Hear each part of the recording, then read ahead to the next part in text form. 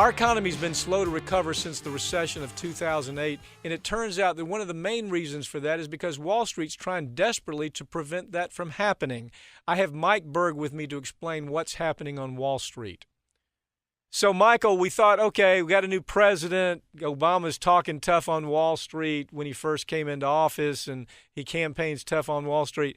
Nothing's changed, though. I mean, is it safe to say nothing has really changed that affects Wall Street at all? This is business as usual. They're making more money. They're becoming richer than ever after stealing $18 trillion from us. Nothing's changed, has it?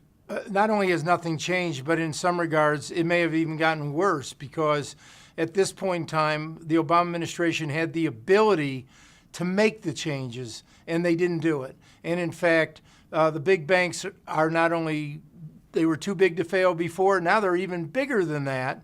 Too big to jail. No one's gone to jail. They're continuing to do what they do on Wall Street, which is allowing and running the government in terms of trying to make sure that they continue to be able to do all the things they've done in the past. Securitized products are back.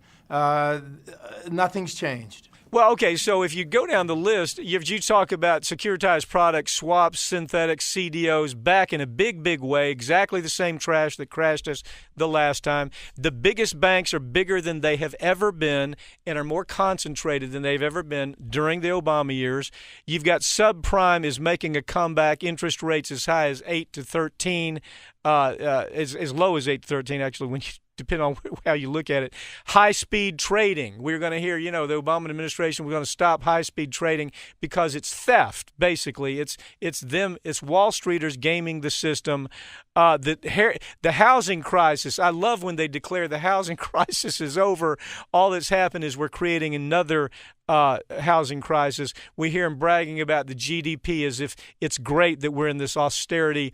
You have actually talked a couple of times about how dangerous all of this is, but certainly austerity. We ought to be spending money where we can spend it, shouldn't we? We really should. What's interesting about the high-speed trading is there's been books written about it, but everyone's ignoring the fact is they're cheating. They get to go first. They know what's going to happen, and then they manipulate the market, whether it's a stock, whether it's a bond. It's going on there right now, and these big banks are basically they're going in, they knowing what's going to happen to the price within seconds before everyone else knows, and that kind of information. And they still, Congress, the Obama administration hasn't stopped it.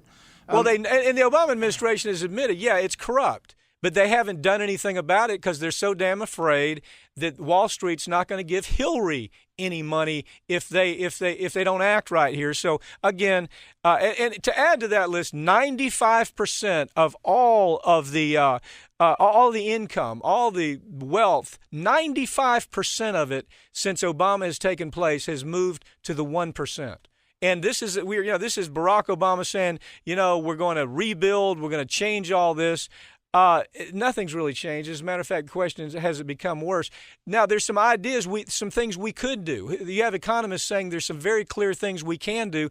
Again, it's being ignored by the administration. The administration says, gee whiz, the Republicans are just so obstructionist, we can't do anything about it. Truthfully, almost everything in the list is something that can be done by executive order by this president if he chooses to do it. Absolutely. What are they? Well, there's a lot. Let me first say, though, I can't tell anybody, honestly, that Romney would have done any better than Obama. Oh, he would have been terrible. He would have been worse. So I want to make sure that our audience understands that. But let me talk about what could be done.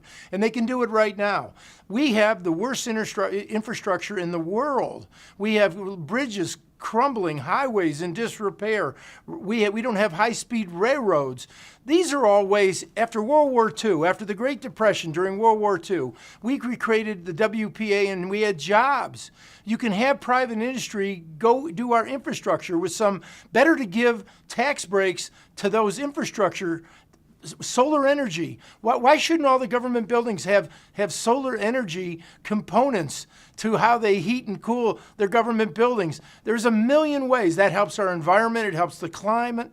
Well, it creates jobs. We have highways. We have roads. railway yards, wind farms. There's a lot of places that this administration could go that could create real jobs, long-term jobs. You know, everyone talks about the unemployment is down. Well, yeah, it is. But you know what? It's at the lowest end. It's not long-term jobs.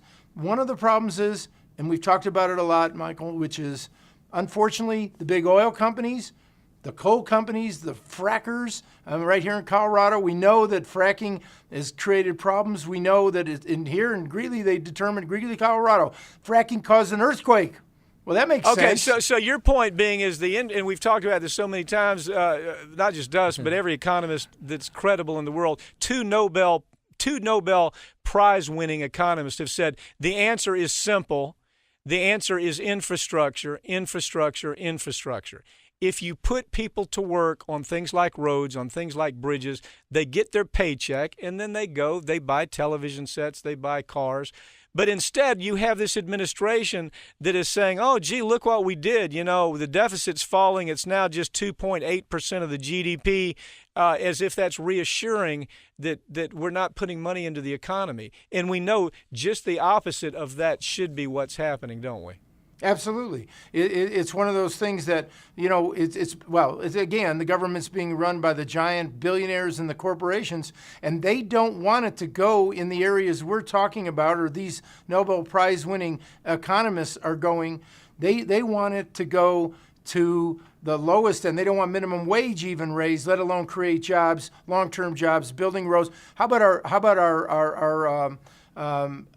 the banks are not willing to invest into our country? They're holding $3 trillion, Mike. That you did a story not long ago where you showed that $3 trillion is being held by the very banks who came to Bush, came to Obama and said, gee, if you'll bail us out, it's going to be the greatest thing for the economy, because what's going to happen is we're going to take our banks all over the country are going to be loaning to mom and pop businesses. And the media said, oh, how brilliant, this is the greatest thing in the world. And now the look back is that I think the number is something less than 15% has actually gone to do that. What they've done is they've simply bought up their own stock. They've made themselves wealthier with the taxpayer money that was paid to them. And the banks have done nothing to help the economy as far as investing into businesses. Absolutely, that's correct. And unfortunately, we've allowed them to do that. I mean, you know, we didn't put any contingencies on that money that we lent them, the billions and billions of dollars that were lent to these banks, and all they've done is used it for their own gain and hasn't put anything back into the United States of America. What's Colorado, really quickly, what's Colorado looking like for Hillary? I mean, isn't Hillary just just a recap? It's just another Bill Clinton. It's just another Obama. It's just another Wall Street Democrat. Do you see this different out there in Colorado? Is there different? Well, I think we are. I think we understand the alternatives, but we have to. What's great about Elizabeth Warren? One of the things is she's putting Hillary to the test, which is, are you going to be a progressive? Are you going to be different?